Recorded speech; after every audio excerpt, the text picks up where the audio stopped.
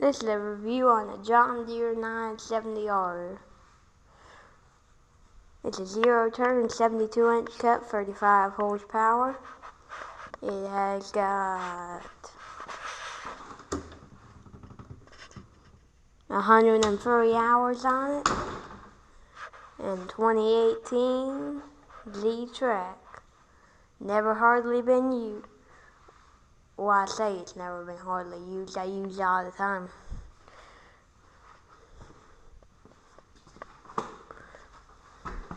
Yeah, but I've got this 72-inch deck, and she's a mowing machine. When I was gonna want one, I was wanting to get those non-flat tires, but the guy said at the dealer that they ride rough. They're just expensive, really. Got the air tires on them, and they ride perfect. The only bad thing is this lawnmower goes really fast. Yep. Well, make sure you subscribe and hit the button, and I will see you guys later.